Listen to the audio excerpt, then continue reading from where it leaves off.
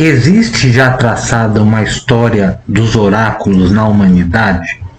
Afinal de contas, para que servem os oráculos? Como eles funcionam? Se você tem interesse, se já é que não sabe as respostas, fica aqui nesse vídeo, que é logo depois da vinheta, que eu vou me aprofundar nesse assunto.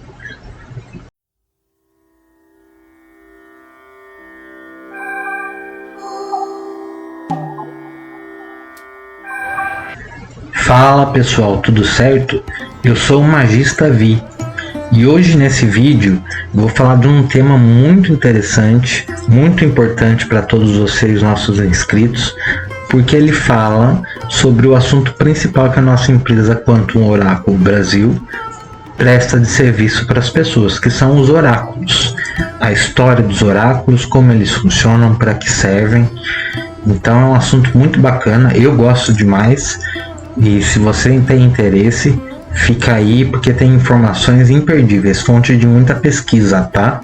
Eu tenho um roteiro aqui que eu vou seguir, então muitas das vezes do vídeo eu vou estar lendo o roteiro e assim que eu pego uma percepção no conteúdo do roteiro, eu ensino uma conversa para vocês também. Então vamos lá. Hoje nós vamos falar então da história dos oráculos. Então, como é que o ser humano trabalhou a ideia do tarô e desses outros oráculos? Desde a antiguidade até os dias de hoje. Hoje nós vamos falar um pouquinho sobre a história dos oráculos. Então, o ser humano sempre, desde sua origem e do caminho que andou na humanidade, ele foi fascinado com a ideia de poder ver e poder prever o futuro e observar o que estava além e tentar buscar respostas para toda essa sincronicidade.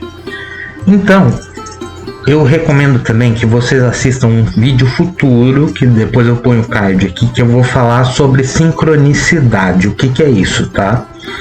Vai ajudar bastante a entender como é que essa pegada dos oráculos funciona. Mas então, voltando ao assunto. O primeiro oráculo que surgiu na história da humanidade foi a geomancia. Então, como é que ele funcionava? Ele tinha um misto dentro da geomancia com os sonhos e a parte do astral.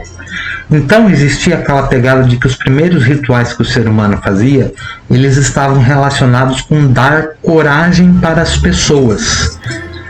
Então imagine uma época em que a gente está falando aí de 40 mil anos antes de Cristo.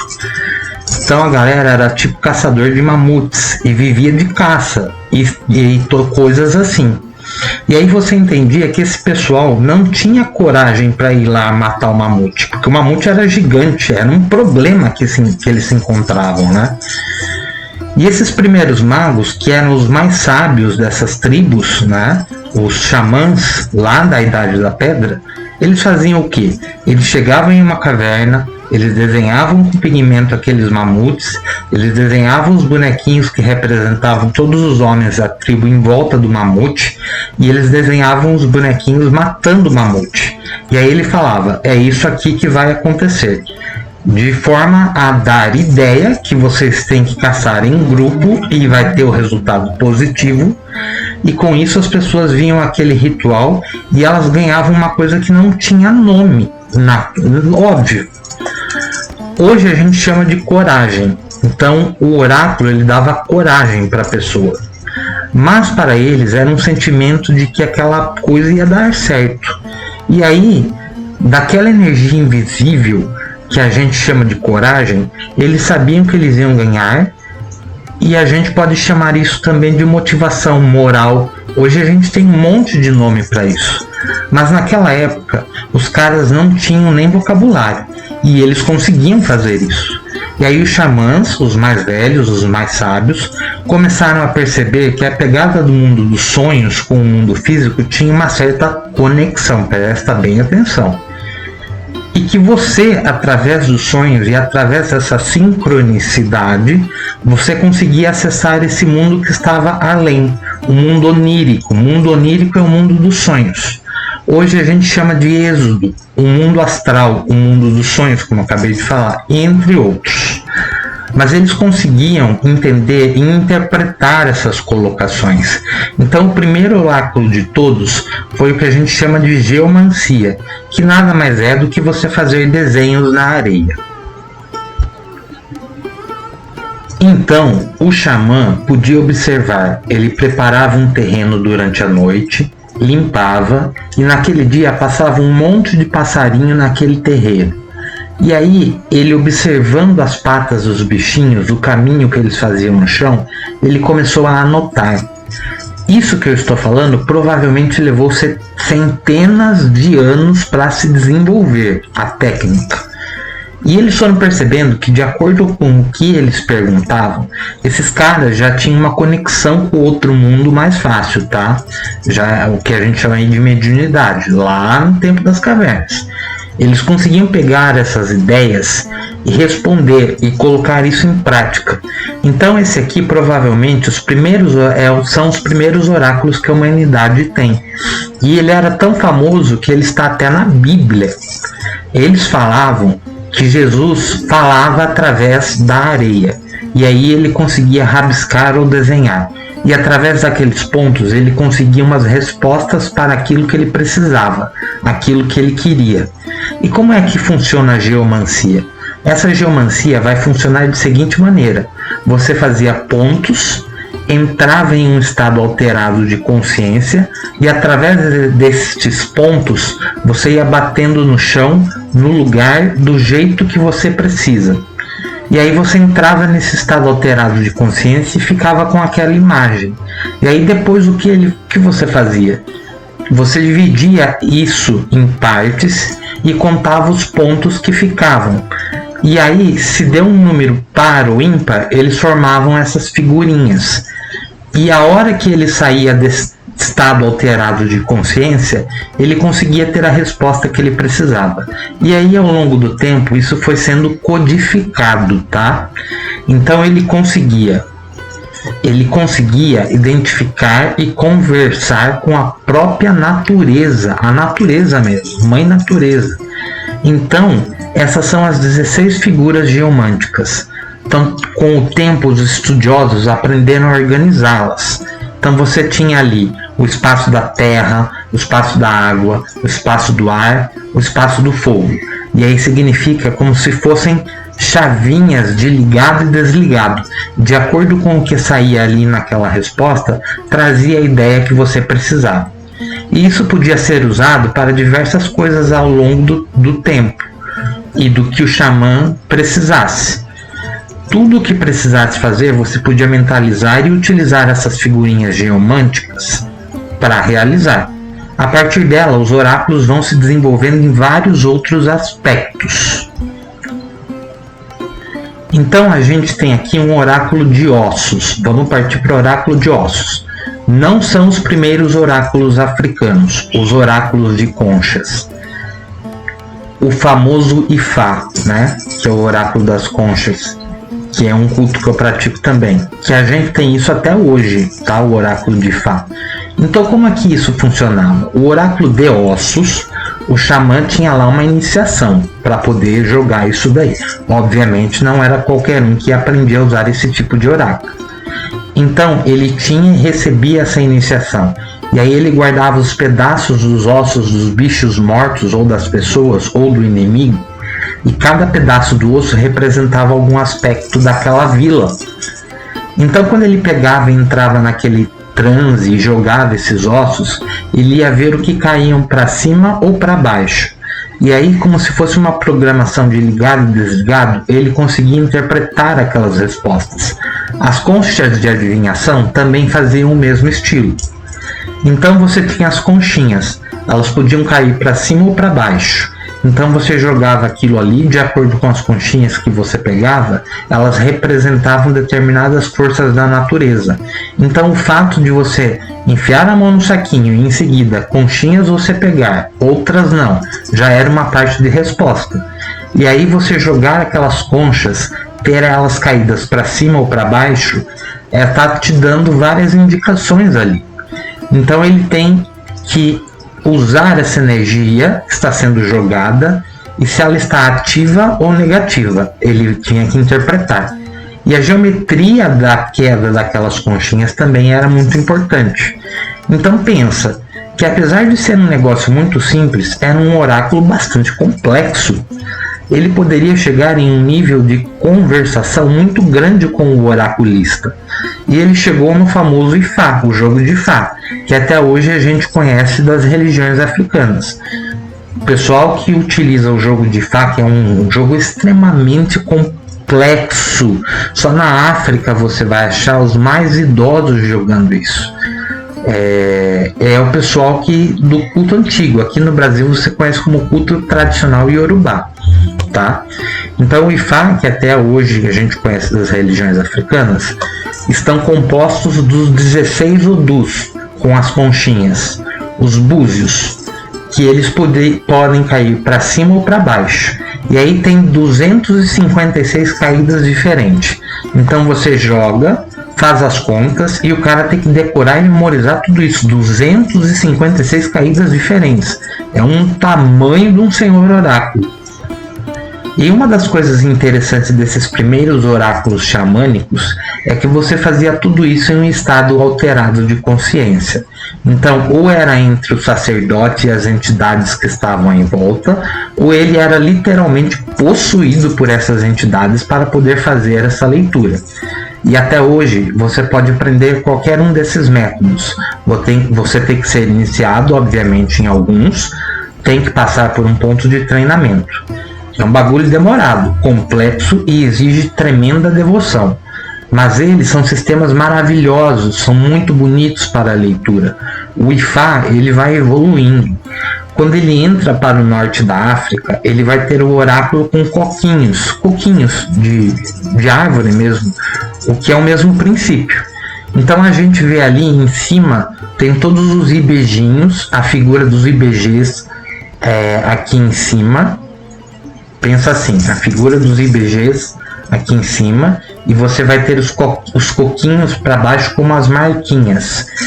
E como você joga esses coquinhos, cada coquinho está voltado para um certo orixá, que está demarcado na parte de cima. De acordo com como eles caem para cima ou para baixo, onde eles estão agrupando e a maneira pela qual eles se agrupam, você vai percebendo a resposta que você quer dar da natureza.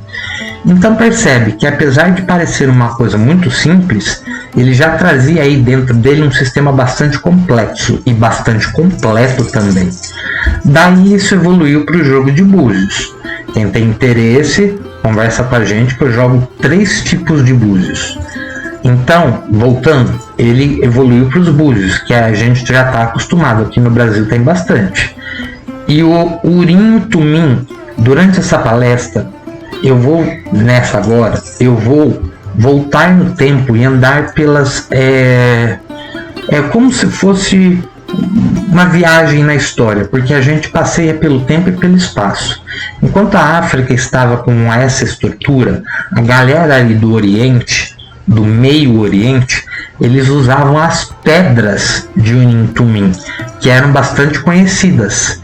Originalmente, elas ficavam numa placa do sacerdote, com a representação de cada uma das 12 tribos, e eram vestidas quando ele ia olhar a Arca da Aliança. Mas o povão, o pessoal que estudava, carregavam com eles 2 pedras, basicamente, que representavam o sim e o não. Então você andava com elas no bolso ou em algum lugar guardado, e você tinha um oráculo que te dava uma resposta positiva ou negativa. Pensa num negócio binário, extremamente rudimentar e básico, mas que você estava conectado, presta atenção, conectado com o oráculo. Segundo esse oráculo, conectado com a energia maior ou com Deus. Você ia ter uma resposta muito boa para qualquer coisa que você precisasse perguntar. Ia ter uma resposta. Faço isso? Não faço aquilo? E obviamente você iria usar isso em uma situação que você tivesse uma necessidade realmente de uma resposta divina. E é engraçado porque esse método do 0 e 1 também é a base de praticamente todos os oráculos do Oriente. Então, dentro do Tao, a gente vai ter aquela ideia do nada, e aí ele vai dividir o yin e o yang, e do yin e o yang a gente chega nos 4 elementos. Então o yin é para dentro, é o compensado, e aí a gente vai ter o inverno, que é o grande yin. Aqui a gente vai ter o verão, que é o grande yang. E aí a gente vai ter o outono, que é o que? O verão se tornando o inverno.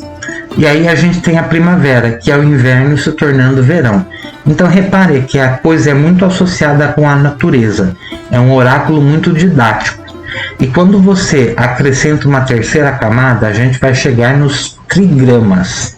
Então dentro desses trigramas, a gente vai ter 8 combinações possíveis, que vão desde a Terra, que são todos os Yin, até o céu, que são todos os Yangs. E quando você combina 2 trigramas, um sobre o outro, a gente vai ter os hexagramas. E os hexagramas formam a base do que a gente conhece como I Ching. Ele forma a base de praticamente tudo que você for estudar, de medicina chinesa, de acupuntura, taoísmo, tudo isso está conectado com essa ideia do universo de energia. Eu faço aqui um parênteses, que quando os matemáticos entraram em contato com a cultura oriental, os caras ficaram malucos, porque para quem faz programação ou alguma coisa, isso aqui é um código binário puro, só que é associado com desde o ser humano e depois o ambiente fora do ser humano. Então, ele te dá uma colocação ali, que você consegue umas respostas extremamente precisas com o uso do Yin Ching. E eu me comprometo a achar alguém bom de Yin Ching para que a gente fazer uma palestra aqui para vocês só sobre esse oráculo, que eu acho ele fantástico. Existia um outro oráculo que não era tão conhecido, mas que hoje em dia, com essa parada de computação quântica, não essa bobeira quântica dos esquizotéricos aí, mas a parada quântica séria, o que a gente trata aqui no canal. Ele era um oráculo muito forte, chamado Tai Chuan Xin. Ele tinha o sim, o não e o talvez. E o talvez era um estado que não é nem sim nem não. Então é um talvez. E ele era composto e dividido em quadras. Então você tinha aí, no final das contas, 81 quadras que tinha desde o sim, ok, vai dar certo. Tipo assim, como sim, caminhou como sim, finalizou como sim e terminou, beleza. Até o não total, que é tipo, desiste de tudo que você tá ferrado. E aí você vai ter todo um caminho que ele conversa sobre isso aí. Então tipo, começa bem, mas aí é coisa de balança aí, depende muito dos acontecimentos. Aí no final melhora e no fim dá tudo certo.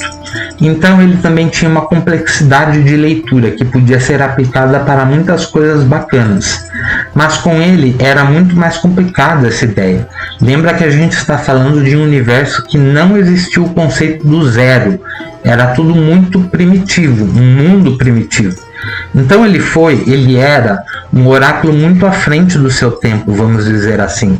Então ele se tornou um oráculo muito menor, quase esquecido. E agora ele está sendo estudado de novo por conta dessa propriedade dele do talvez, do sim, talvez, do não. Então aqui um diagrama de possibilidades, remetendo à física quântica. Isso é quântico de verdade.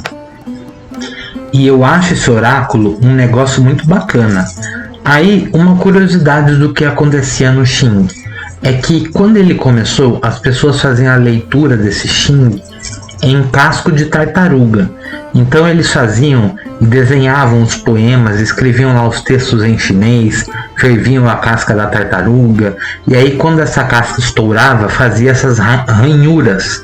Era como se fosse uma versão da geomancia, que ela te dava como aquilo ficou dividido. Eram as respostas que você queria. Só tinha um problema com esse oráculo. Tem um registro histórico que fala que depois de um tempo, as tartarugas foram quase extintas na China. E aí o imperador precisou baixar um decreto proibindo o uso de tartaruga na leitura dos oráculos, antes que os bichinhos fossem completamente exterminados. E aí o Xing partiu para o modelo que a gente tem atual. Então você faz ele com 3 moedas. Você joga a moeda, ela cai lá para cima ou para baixo em Yang, e você completa os trigramas. Você pode fazer com 50 varetas também. E esse eu acho até mais interessante, porque esse método você vai rezando, vai meditando, vai entrando no estado alterado de consciência. Ao mesmo tempo que você vai separando as varetas com a mão, tipo aquele jogo do pega-varetas, você vai separando ela, dividindo, tirando, e aí no final você fica com um punhado na sua mão. E aí você conta esse punhado e vai fazer isso 3 vezes até chegar nesse resultado que você quer. Ele é bastante similar, mas eu acho ele mais profundo. E você pode usar também na forma de pingentes. Vocês têm os pingentes com o Yang, e quando você joga eles no chão, eles caem já no formato que você quer. O grande Aleister Crowley, que para mim não é muito grande, lá já falei isso em outro vídeo, criou um que eu acho também sensacional, apesar de tudo. Eu chamo de Xing do palito de sorvete. Ele tinha um monte de bastãozinho, que eram os 2 formatos, e você meditava, entrava no estado alterado de consciência, jogava sobre a mesa, e aí você já tinha o oráculo da forma que você queria. Esse é um oráculo mais moderno, já do século XX. Mas percebe que a coisa nunca é estática. Então na geomancia que avançava desse ponto, ele também tinha o Xing do outro lado. E no meio do caminho entre a África e o Oriente, a gente tinha ali a Pérsia. E na Pérsia, eles tinham outro instrumento que era mais ou menos uma mistura dos dois. Então esse instrumento de geomancia era composto de dadinhos, que você tinha o número de 1 até 4, que você ia meditando e rezando e fazendo assim na mão. E aí, em um determinado momento, você punha ele na mesa e ele ia te dar as 64 combinações, que podia variar de tudo 1 até tudo 4. E aí, de acordo com os números que você colocava, você tem uma tabela e um determinado número de ações, e você tem aí uma resposta para a sincronicidade. Voltando que eu vou fazer um vídeo sobre isso depois. Em paralelo com tudo isso, também tinha os oráculos de comunicação, que era onde você meditava e os espíritos vinham, incorporavam ou possuíam a pessoa e davam respostas. Então lembra que o oráculo não é feito só para ver o futuro. Ele pode ser feito para se comunicar com uma entidade, ou se comunicar com uma egrégora ou com alguma coisa que esteja ali ao seu redor. Então o que acontecia? Desse primeiro já tem registros de mediunidade desde o século X, cara. Os caras se juntavam na caverna e eles incorporavam. Eu costumo brincar, falo que aqui no Brasil a gente tem o preto velho, né? Mas lá na China eles tinham o chinês velho. O chinês velho incorporava e ele fazia a mandinga, fazia todos os paranauê, ó. Daqui tem os oráculos que a gente conhece já todos do século XIX para o século XX. Então a gente tem as mesas girantes do pessoal do espiritismo kardecista, que a mesa subia, batia, fazia uma série de coisas. O tabuleiro Ouija, que deslocava e tal, era um jeito de conversar com o espírito. E a própria psicografia, que no início você tinha uma caneta aqui, e através das mexidas de mão que ela fazia uns símbolos e até desenhava na mesa. E depois, conforme a coisa foi lapidando, esses oráculos de comunicação foram já passados direto para um outro nível, que é o próprio médium corporal, a escrita corrente. Austin Spence fazia aquela escrita que você ficava em estado alterado de consciência e desenhava, escrevia rapidamente e tal, e depois interpretava aquilo. Então existiam vários métodos que vêm desse oráculo de comunicação, e os oráculos naturais, todos eles são subprodutos da geomancia lá da Idade da Pedra. A gente tinha oráculos xamânicos dos sonhos. Então o cara entrava numa tenda xamânica, acendia lá uns incensos, tomava alguns cogumelos, ou entrava no estado alterado de consciência e tinha sonhos proféticos, que eram depois interpretados. Ele podia, nesses sonhos proféticos, em um estado alterado de consciência, enxergar os desenhos dentro da fogueira. Era outro tipo de oráculo. Ele podia ver o padrão do voo das aves, ou ele observava as fontes e enxergava dentro do oráculo de bacias ou oráculo de água. Então esses são oráculos que exigem muito mais da intuição do que de uma codificação. Então eles exigiam um treinamento xamânico. A gente tem esses oráculos até os dias de hoje, mas o treinamento dele é um pouco diferente. É o que eu chamo mais de oráculos racionais. Um dos que eu mais gosto é o oráculo de ossos. Eu vou explicar o oráculo de ossos daqui a pouquinho, tá? Esses oráculos de observação vinham também muito do espelho negro, que era um espelho feito de pedra, na qual você entrava no estado alterado de consciência e enxergava algumas coisas ali. Então, para quem está no Meirin, a gente consagrou o espelho. Então tem um sabá que ensina a fazer o espelho e tudo, e a gente usa como método oracular no Meirin, que é um grupo de estudos de um pessoal ligado a mim, tá? Ele é muito usado também dentro do sistema enoquiano, para você conseguir enxergar os anjos ou você ver a presença deles, e alguns outros tipos de oráculos. Então esse aqui eu acho divertido, que é um oráculo de chá ou borra de café. Então você tinha tudo desenhado. Isso aqui já estamos no século 18, 19, se eu não... 18, 19. Então você tem todas as coisas desenhadas. Faz o café, a borra, e depois onde ficam as manchinhas você faz a leitura. Então isso aqui é uma imagem, ilustração do século 19 que eu vou pôr na cabeça de vocês. Alguém fazendo uma leitura de borra de café. A pessoa pega ali a xícara, o café já secou e ficou aquela borra ali. Os dados, a origem deles vem dos ossos. Então originalmente eles chamavam de Nyuk Bones. Por quê? Porque eram os ossos da junção das ovelhas. Então quando você pegava as ovelhas e desencarnava tudo e pegava, você ficava com os ossinhos dela. E esses ossinhos da pata eram esses 4 ossos que tinham esses formatinhos de ligação. E você conseguia jogá-los, e a partir daí eles podiam cair para cima ou para baixo. Então era uma espécie de geomancia bem primitiva, com os dados de ossos que eram os primeiros jogos. E é uma coisa engraçada que muitos dos oráculos chegam nos dias de hoje na forma de brinquedos. Então quem já brincou daquele pega bolinha, você tem que jogar a bolinha e ficar pegando as pegadas dela. Em inglês eles se chamavam Five Stones ou General, que são os jogos de dados. Se eu não me engano, tem até um jogo que estuda aqueles dados de poker que você pode jogar, e aí você vai fazendo combinações tipo full house, e um par, 2 pares, e aí você aposta.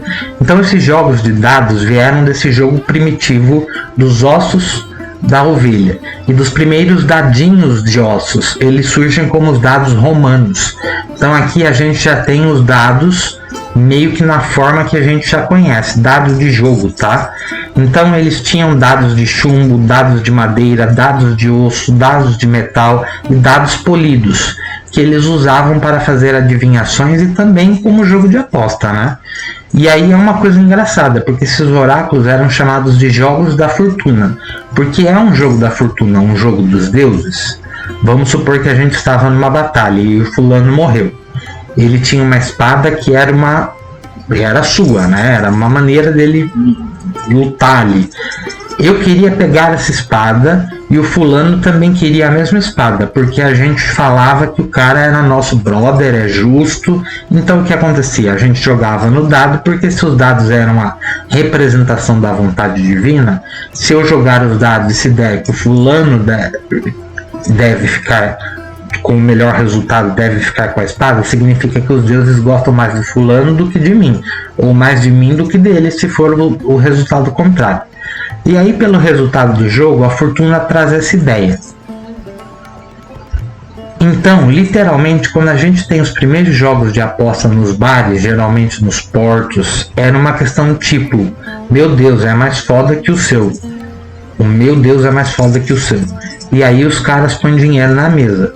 E aí você literalmente estava apostando para ver quem tinha maior conexão com o Deus ou com com o seu Deus, a qual Deus era melhor que o outro e como isso era testado ali na sincronicidade, que eu vou falar em outra hora. Com o advento do Platão e a escola pitagórica e tal, eles desenvolvem os sólidos geométricos com números que também eram usados. Os dados de 12 lados, que eram usados em astrologia para fazer predileção, você jogava e podia usar aquilo. Então você falava assim, o que eu devo fazer agora? E aí a resposta podia ser, você vai agir mais como Saturno em Capricórnio. Ah, não é esse o momento de usar o Sol em Virgem. E aí você, com o conhecimento de astrologia, você sabia que energia que você deveria colocar para resolver aquele tipo de problema. Beleza. Com isso aqui, vai se mexendo, isso se junta com o alfabeto, e aí os gregos chegam num negócio chamado psoi, que eram dados que tinham as letras gregas neles. E quando você jogava o dado, combinação de 2 dados de 6, você consegue fazer 21 números diferentes. 1 e 1, 1 e 2, 1 e 3, 1 e 4 e assim vai. E cada um desses dados estava associado com uma letra, e cada letra estava associada com um deus, e aí significava uma bênção. Se você jogasse lá e desse Atena, falava assim, pô, Atena é gente boa e tal. Se você jogasse lá e desse Hades, falava assim, Hades vai te carcar. Então, cada uma dessas letras estava associada com uma divindade que, por sua vez, estava associada com uma bênção ou com uma maldição. Então, você podia usar esses dados do Psoi para você trabalhar com isso. E misturando com a astrologia, tem aquilo que eu falei, os dados astrológicos, na qual você pergunta mais assim, como eu devo me portar? O que eu devo fazer? E os dados dariam essa combinação planetária, que seria a maneira enérgica que você deveria se aportar naquela situação para conseguir solucionar o seu problema.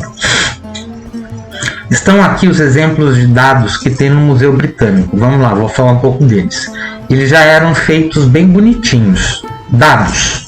E obviamente que isso vai sendo misturado com o mundo profano. Porque uma coisa é o dado usado como instrumento sagrado e outra coisa é ele sendo já usado como jogo de aposta. Então existem vários textos dentro da literatura grega que usam os heróis usando dados e jogos de dados para decidir coisas. Então aqui tem um deus Aquiles decidindo que ia ficar com os hipólífios de um morto. As formas geométricas e dados astrológicos também entram tudo nessa etapa. E os dados romanos a gente tinha também de vários outros tipos. Então a gente tem mosaicos que colocam essa ideia dos jogos e de casas de aposta desde o século II, do século I, até um pouquinho antes de Cristo. Então eles já tinham essa ideia, inclusive registros de gente que trapaceava nos dados e os caras batiam sem dó, porque era um negócio que você estaria tentando trapacear os deuses. Então naquela época a coisa era um pouquinho mais séria do que aqui. Os trapaceiros eram os caras que, se eles fossem pegos, era uma coisa muito feia. E desses dados com letras a gente vai chegar ali nas runas, no Ogã. O Ogã eu jogo também.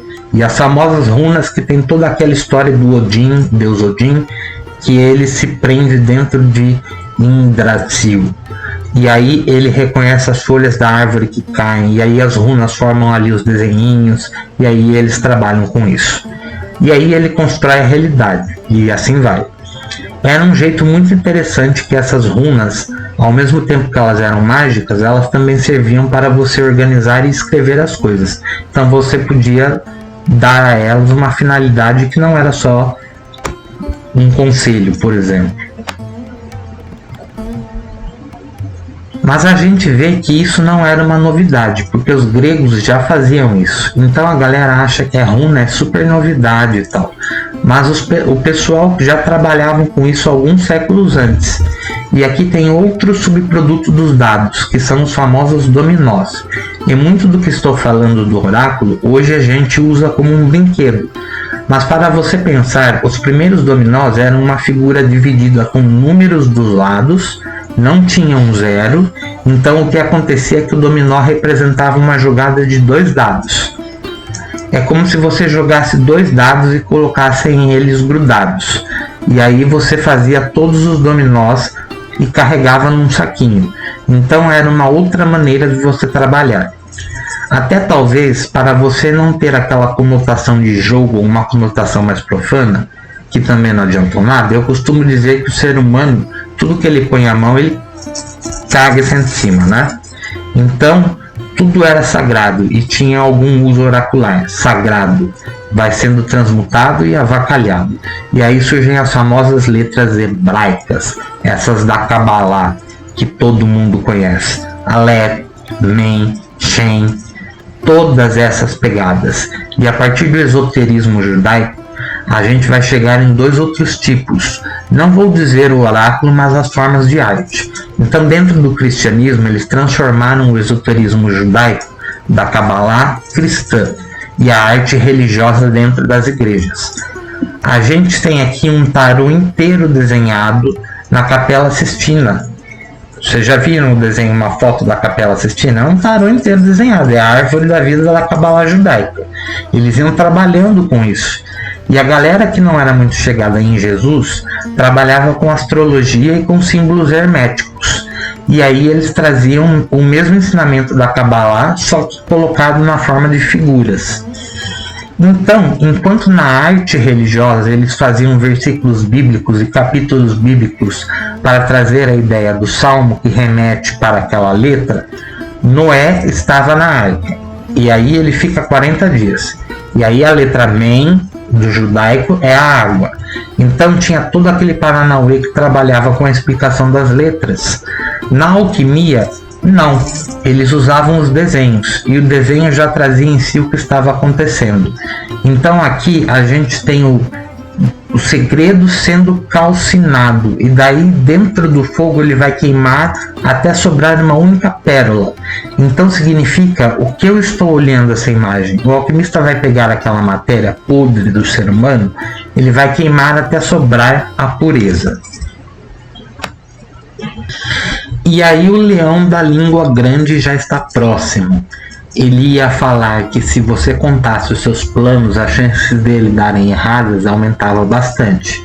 E aí você vai interpretando cada um dos símbolos dentro da imagem, até você chegar nessa conclusão. O exemplo da Capela Sistina, dentro dessas letras do alfabeto judaico, a gente tem um outro tipo de oráculo, que era um oráculo com palavras e livros. Então, se você pegar qualquer livro que tenha uma quantidade enorme de texto sobre muitos assuntos diferentes, você pode usar ele para fazer a bibliomancia, outro oráculo.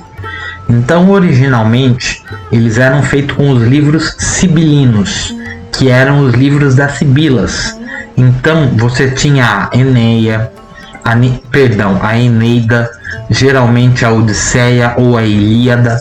Você fazia um pensamento e tal, e aí você abria e colocava a mão e lia ali um trecho. E aí aquele trecho ia estar falando provavelmente o que o herói estava fazendo ou o que tinha que ser feito, e ele ia te dar uma instrução. Depois isso passou a ter sortes homérica, do Homero, depois o Virgílio e depois os textos sagrados. E aí o oráculo da Bíblia, que é a bibliomancia. A partir de 1750, que é o oráculo que os crentes gostam, você pode pegar uma Bíblia. Se você estiver despreparado, o pior é que funciona. É um puta de um oráculo bom, você se conecta com toda a tua egrégora, principalmente se você for cristão. Você pensa no oráculo, abre ali a Bíblia, lê um versículo e ele vai te trazer alguma coisa sobre aquele momento. Beleza, aí a gente vai pegar a nossa máquina do tempo e voltar no tempo e espaço e retornar ali para a China. O I Ching era muito bacana, mas ele exigia um conhecimento prévio de todos os 64 poemas e as suas correlações. E você precisava jogar as moedas, e aí você tinha que ter um estudo para ver o que saiu, o que não saiu e como é que você interpreta, e assim por diante. Ou seja, era para pessoas que eram letradas e que tinham todo esse conhecimento do oráculo, e você tinha que estudar pra caramba. O povão, e principalmente o pessoal lá no Japão, que isso ficou mais popular, eles faziam o seguinte: eles pegavam os 64 ditames do I Ching e eles copiavam várias vezes no papel. Aí eles dobravam e colocavam isso aqui no tempo. Então, ao invés de você ter que jogar a moeda, fazer a interpretação e descobrir o que aquilo queria dizer, você simplesmente ia numa parede que estava tudo embaralhado, você pegava com a mão e você puxava a sua fortuna e ali você lia. Então tinha grandes fortunas, pequenas maldições e grandes maldições. Então você podia sair ali premiado com a sua sorte dentro do tempo. Eu deixo até uma curiosidade: se alguém for no templo Zulai aqui em São Paulo, lá eles têm isso. Você pode ir lá e fazer uma oração e pegar uma dessas Onikuji e ler a sua sorte. É claro que com o tempo isso aqui foi evoluindo. Eles pararam de pegar originalmente as 64 fortunas e aí começou a fazer um monte de variante. Então colocar mais bênção, colocar outras frases que não tinham nada a ver com o I Ching, misturar frases e fazer várias coisas diferentes. E é engraçado que esse oráculo de você escolher papel, ele gerou vários outros tipos de oráculos. Então a gente tem o Onikuji de templo, que você procura ali, escolhe o aleatório e puxa a sua fortuna. Até que quando os portugueses entraram em contato com os chineses, eles fizeram várias adaptações, inclusive o famigerado realejo. O cara está lá tocando e tem um macaquinho, tem o passarinho vai lá e puxa a sua sorte. Você tinha também os biscoitos da sorte, que era uma fortuna mais recente. Esse biscoito da sorte tem uma história engraçada, que todo mundo chama de biscoito chinês, mas a verdade é que ele é um biscoito californiano. Então o que aconteceu é que no Velho Oeste, quando os chineses foram para os Estados Unidos, eles não queriam arrumar treta com os americanos. Então eles faziam o quê? Os empregos que os americanos não queriam, os empregos que eram de mulheres, entre aspas, na época, era o quê? Cozinhar, lavar roupa e fazer isso. Por isso que você tem aquele estereótipo do chinês que é dono de pastelaria, dono de lavanderia nos Estados Unidos. Dentro desse negócio, eles começaram a pegar essa ideia do Onikuji e fazer outros biscoitos da sorte. E aí nos Estados Unidos eles são conhecidos como biscoitos chineses da sorte. Na China, eles são conhecidos como biscoitos americanos da sorte, ao contrário, olha só. E é engraçado que aqui dentro tem de tudo, desde o número de loteria, sorte, palavras de autoajuda, tudo que vocês puderem imaginar, uma bagunça.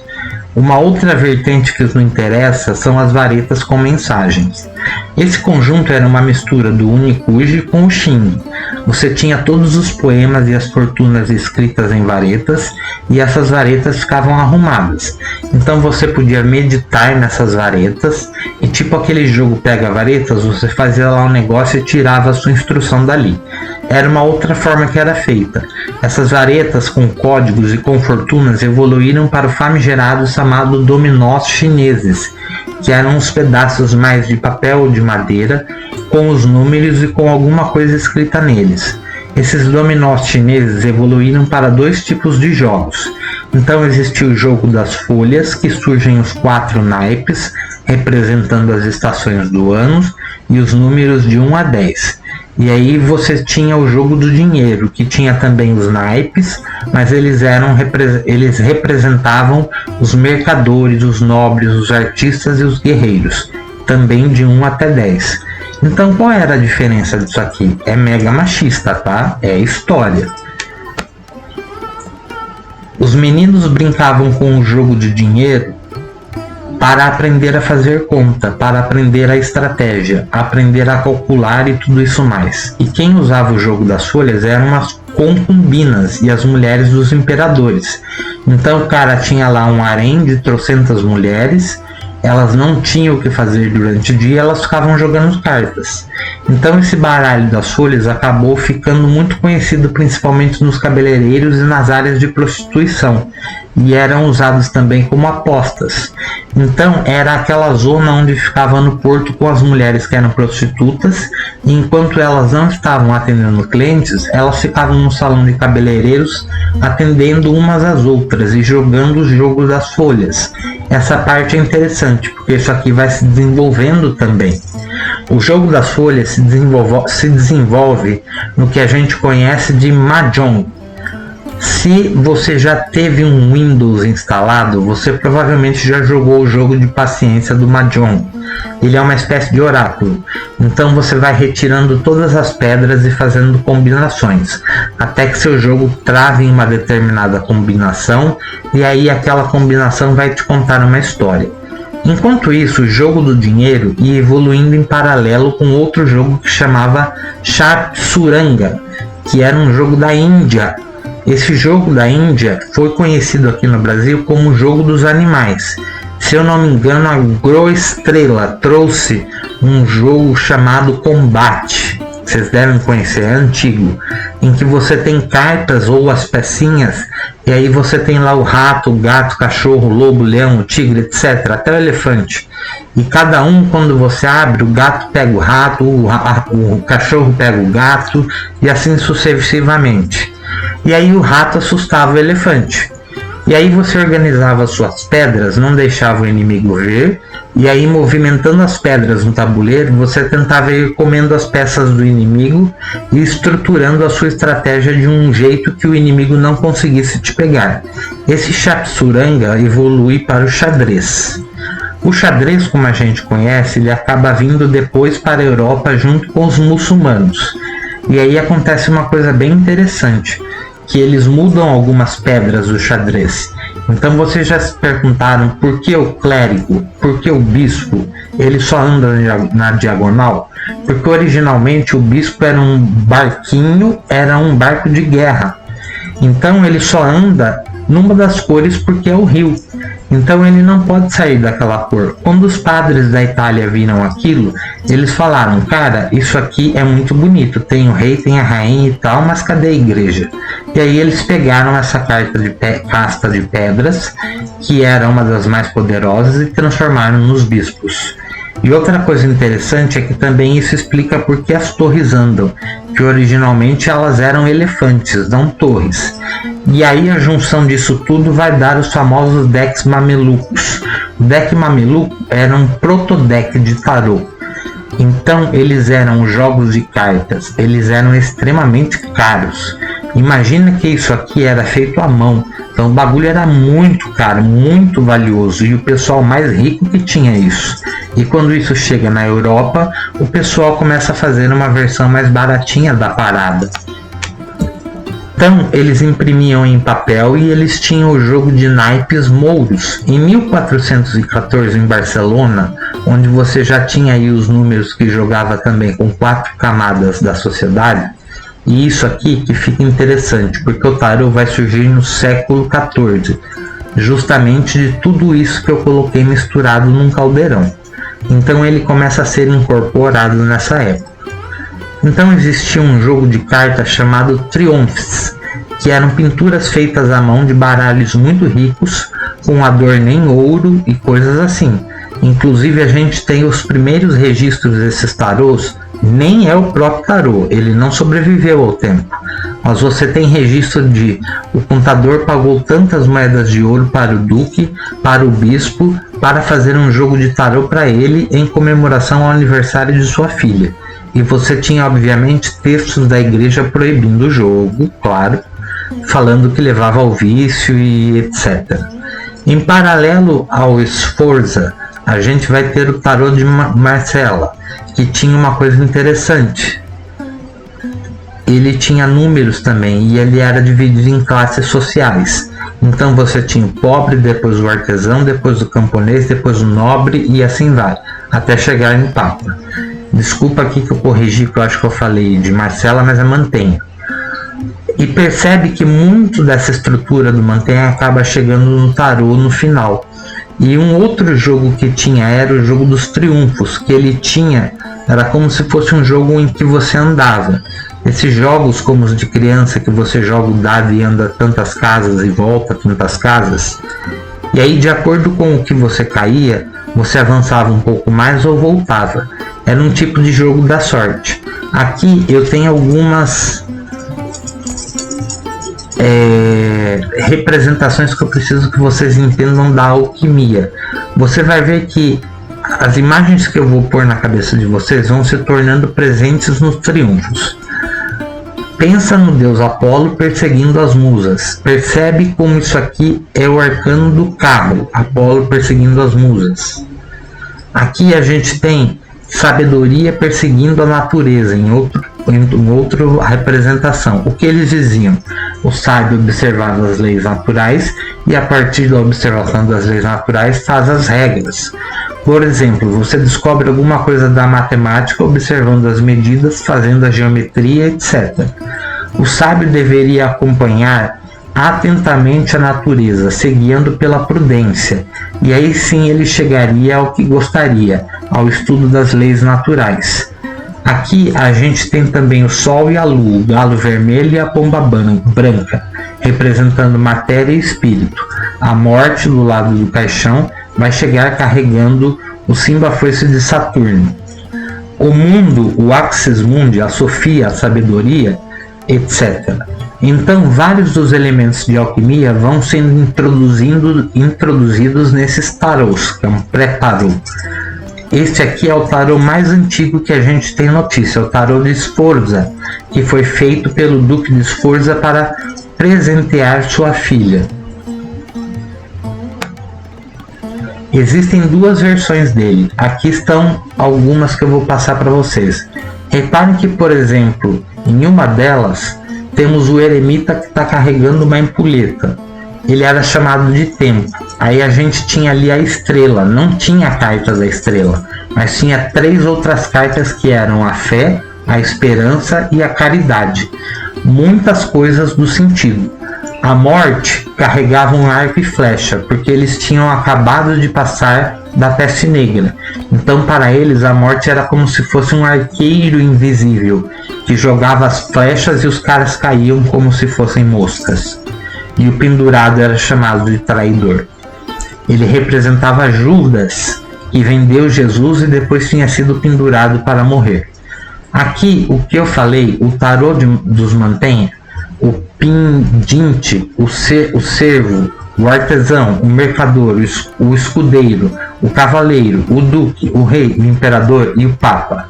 Quando eles foram amalgamados no tarô, o pedinte é o equivalente do louco. Você vê que ele está numa posição, ele tem um cachorro acompanhando ele, um cachorro que acompanha o pedinte, ele tem ali uma bengalinha com ele, então ele é um projeto do louco. O artesão é um projeto do mago. Ele está aqui com a bancada dele de trabalho, com os instrumentos, e você vê que ele é um mago em cima da mesa quadrada. Depois a gente vai ter alguns outros, o imperador e finalmente o papa. Eles seguem uma ordem que vai se mesclando. E as figuras do triunfo também. Repara que é uma figura para o louco. O cara que está com ar de tipo uma criança, né, nesse protótipo de tarô, andando com um catavento, ele significa a figura do louco. Aqui a gente vai ter a curiosidade, o cara com vários olhos. Depois a gente vai perceber que esses olhos vão ser incorporados no diabo. Aqui é o ignorante, é o cara que é vendado, montado num burro. E assim sucessivamente, a morte, a moeda e etc. Isso vai sendo incorporado aos oráculos. E do tarô de Sforza, a gente caminha para o tarô veneziano. Essa segunda leva de tarô, a gente não tem eles impressos em carta, porque eles já se esvaleceram. A segunda leva de tarô desse século existe porque alguns livreiros usavam as folhas de tarô não recortadas para fazer o forro da capa de livros. A gente tem algumas folhas de tarô dessa época, só que elas não estão recortadas. Também puderam. Quase 700 anos o papel não dura nada, né? E essas folhas também, o tarô bolognese, também não sobreviveram. A gente só tem alguns pedaços de recorte de desenho. Tanto que nem estão pintados nem nada. E o outro tarô dessa época, que é legal de mencionar, é o Sol à Busca. Ele vem do tarô de Mantenha e relata diversas figuras históricas. A gente tem muito pouca coisa anotada sobre ele, mas ele foi uma grande influência depois para o tarô de Wade Smith. A exposição, é dito que a Pamela foi visitar essa exposição e ela pegou uma inspiração. A gente tem aqui a figura do cara carregando várias tochas, que é muito semelhante ao 10 de bastões. A gente percebe aqui que você vai ter o coração trespassado por 3 espadas, como a gente vê no 3 espadas, e assim por diante. Então, muito da iconografia que a gente vê nesse tarô veio daqui. Aqui tem algumas figurinhas mostrando nesse tipo de tarô o que vinha a ser depois desse tarô clássico que a gente tem. Tem figuras que estão carregando aqui vários bastões, figuras aqui da corte, e no tarô de Marcella, já para o século XVII, eles já começaram a misturar alguma coisa da Kabbalah. Eles começam a trazer as figuras do triunfo e a colocar ou uma outra instrução iniciática dentro. Então provavelmente isso veio das guildas, do pessoal que fazia essas cópias, esses tarôs, esses desenhistas. Eles tinham essa informação. E é engraçado que esses tarôs de Marcella eram feitos como se fossem carimbos. Então o cara era uma coisa super controlada. Tinha o papel da polícia, eles vinham e o cara tinha que pagar o imposto do papel, e aí ele tinha os carimbos, e aí ele tinha uma quantidade X de papel que ele podia fazer, porque isso dava uma grana absurda. E aí no dia seguinte eles confiscavam tudo e o cara tinha que fazer uma outra remessa. Mas é interessante porque aqui eles já começam a esboçar, pela Kabbalah judaica, essa estrutura de tarô ligado com os ensinamentos. Mas é engraçado que aqui eles vão ter as 11 esferas e elas estão conectadas por parzinhos. Então, onde é Deus, você vai ter o louco e o mundo, o alfa e o ômega. Depois, a gente tem o grande pai e o sol, a grande mãe e a lua, e assim sucessivamente. A gente vai ver várias combinações que vai dar até aqui em Malkut, na esfera da Kabbalah. É muito interessante também essa estrutura, eu acho bastante simpática, muito interessante de ser estudada. Um pouquinho mais para frente, acontece uma reviravolta nos oráculos, graças a 2 figurinhas, o Conde de Gebelin e o Jean-Baptiste Alliot. Esse cara era um maçom martinista, e ele, olhando as figuras do tarô, ele olhou e falou: meu, peraí, isso aqui tem tudo a ver com a Kabbalah, tem tudo a ver com o martinismo, tem tudo a ver com o rosacrucianismo. E aí ele chegou à conclusão que o tarô veio do livro de Thoth, que tinha essas escrituras, essas anotações. Isso devia vir do Egito, foi o que ele pensou. Enquanto isso, o Alliot também fez o grande Etélia, que era um outro tipo de oráculo, mas ele era mais baseado nessas observações. Ele tinha também figuras parecidas como o mago, a torre, o imperador e tal, mas eles faziam o jogo de outro jeito. Para quem conhece ou gosta do tarô, para quem conhece ou gosta do baralho Lenormand, que é essa estrutura, a gente tem uma palestra de Giancarlo que falou sobre isso, em uma palestra da Carla Souza, que eles usam aí esse tipo de deck. Eu confesso que, primeiramente, quando eu bati o olho no Lenormand, eu não gostei. Hoje eu já utilizo ele e gosto muito. Eu achava, na época, que eles tinham um tipo de tarô de segunda linha. Mas quando eu ouvi a palestra de algumas pessoas, eu fiquei apaixonado. O deck de Lenormand tem uma capacidade de contar histórias muito maravilhosas, muito bem estruturado e tão complexo quanto o tarô. Aqui, Madame Lenormand, ela estruturou a Sibila dos Salões, que tinha cartas que contavam a história da corte e o pessoal gostava de jogar e contar histórias. Fulano podia viajar, podia acontecer isso e tal, e ele é lido sempre com parzinhos. Conforme você podia fazer essas tiradas e contava uma história, você conseguia, através da sincronicidade, que nós vamos falar no futuro, fazer a leitura da vida de uma pessoa ou do que estava acontecendo. E da Sibila dos Salões, ele vai gerar o Petit Lenormand de 1840, que é o que a gente conhece aqui no Brasil como baralho cigano.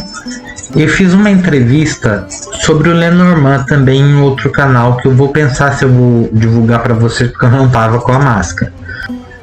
Hoje em dia, a gente tem inclusive decks de Lenormand que puxam muito para essa estrutura brasileira da Umbanda, da leitura com orixás, uma série de coisas.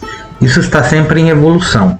Outro deck muito importante dessa época é o Tarô dos Boêmios, de 1889, do famigerado e famosíssimo Papus, que ele pegou essa parada da história do Tote e falou que estava faltando uns elementos maçônicos. Ele faz o Tarô dos Boêmios com elementos maçônicos. Você vê que o imperador é praticamente um faraó. Ele coloca a papisa sentada, assim como a guardia das colunas. Aí a gente coloca aqui também a figura das colunas em volta. Ele traz elementos maçônicos, rosacrucianos e martinistas para dentro do tarô. Outro ponto de virada na história do tarô é quando Edward Waite e Pamela Smith decidem se juntar. Então ele a contrata para fazer a pintura desses tarôs. E visitando o Museu Britânico, ela vê uma exposição do Solabusca.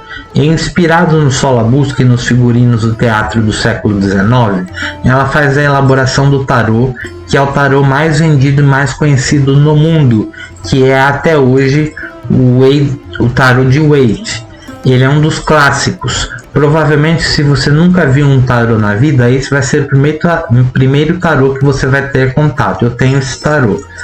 Ou às vezes o Marcela. Aqui no Brasil o pessoal conhece muito Marcela por conta da revista Planeta. E aí eu vou recomendar uma palestra com o Roberto Caldeira, que ele conta a história do tarô no Brasil, que eu vou ver se eu deixo o link aqui para você se eu achar, porque ela é antiga, mas é espetacular. E finalmente, um pouco mais para frente, o Crowley, no final de sua vida, quando ele já tinha estudado tudo que podia, se juntou com uma artista chamada Freda Harris e fez o tarô que eu considero um bom tarô. Então ele tem tudo que vocês podem imaginar, o símbolo colocado e acrescentado neles. Aqui o Frater Goya, que é um conhecido aqui do YouTube, fez uma colocação muito bacana sobre esse tarô. Eles relacionam, esmiuçam as cartas e fazem correlação com o yoga, com o telema, com a magia, com tudo que vocês imaginarem. E um pouquinho mais para frente a gente tem Israel Regardlier com a Golden Dawn. Ele faz ali o tarô oficial da Golden Dawn. Por que eu digo tarô oficial? Porque o tarô, dentro dessas ordens iniciáticas, especialmente da Golden Dawn, ele era um grau da ordem, um grau bem avançado. Então, você quer ser um mestre, quer pegar essa graduação, você precisa fazer o seu próprio tarô. Então você vai pegar o Liberté, o livro 777, todas as compilações, e você vai criar o seu tarô. Então existem diversos tarôs que são inspirados nessas coleções da Golden Dawn. Então aqui eles estão fazendo a postura de grau, você tem todo o simbolismo já trazido daí. Esse é um tarô mais moderno, percebe que já é da 77. E um outro tarô que é muito conhecido aqui no Brasil, que é muito bacaninha, é o tarô mitológico. Juliette Charlenborn, e Dallas Green, elas se juntaram e fizeram um tarô baseado na mitologia grega. É divertido porque elas não entraram naquela treta de a justiça vai ser 11, o outro vai ser 8 e tal. Elas só puseram o nome dos magos, das cartas do tarô, com as correspondências da história grega. Então também é um oráculo bastante interessante para vocês estudarem. E assim a gente chega nos tarôs modernos. Então a partir daí a gente vai ter gazilhões.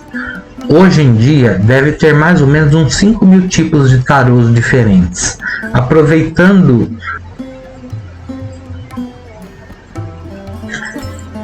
para finalizar, cada um vai ter um oráculo de predileção. O Runas tem um estilo muito firme. É um oráculo, a Runas é um oráculo que eu estou estudando, logo mais eu vou disponibilizar para vocês. É um oráculo germânico, tá?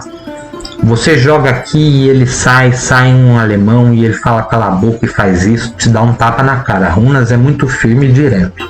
Tem o pessoal que gosta de búzios. Esses oráculos são maravilhosos, eu jogo búzios, mas eu já informo que precisa ter uma intuição forte e diferente da runa. O Lenormand ou o baralho cigano é muito fantástico. No final das contas, se você está estudando hermetismo ou qualquer outra área do ocultismo, esoterismo, cultos, religiões, todos os oráculos são ferramentas extremamente úteis para o seu autoconhecimento. Então é assim que o oráculo funciona, trazendo o seu autoconhecimento. E é isso. Eu agradeço por me acompanharem até aqui. Não se esqueça de dar o like, se inscrever para acompanhar o nosso conteúdo e ativar o sininho para sempre saber quando eu posto algo novo. Nosso Instagram, TikTok estão na descrição do vídeo também. Segue lá para ter mais conteúdo, porque eles são sempre diversos, tá? E se puder seguir a gente no Instagram, ele está precisando de uma movimentação lá, que ele está muito parado.